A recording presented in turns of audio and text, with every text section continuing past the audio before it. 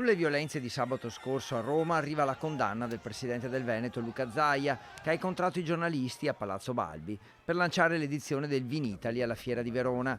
Ma Zaia, numeri alla mano, esprime la sua preoccupazione per le difficoltà che potrebbero emergere da venerdì, giorno dell'entrata in vigore del Green Pass per i lavoratori, nonostante in Veneto oggi si siano superate le 7 milioni di dosi e l'84% dei cittadini abbia ricevuto almeno una dose.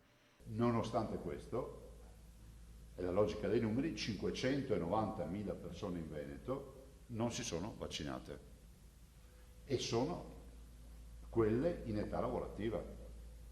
Quindi vuol dire che ogni 48 ore in via teorica avranno la necessità di un tampone per riuscire ad accedere al loro posto di lavoro. Semplicemente non si riuscirà a dare una risposta a tutti, i numeri non lo consentono. La capacità di fare tamponi del Veneto, ma così vale per le altre regioni, e noi siamo i più virtuosi, è di 50.000 tamponi nel pubblico e altri 15-16.000 nelle farmacie.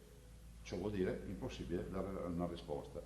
Molti dunque potrebbero da venerdì non avere il Green Pass. La soluzione che propone Zaia è chiara. Riconoscere la validità dei test in autosomministrazione, i fai da te, sono test validati dal Ministero della Salute, da tutti gli organismi internazionali, in altri paesi ne si fanno, e si dà la possibilità alle imprese di testare i propri dipendenti.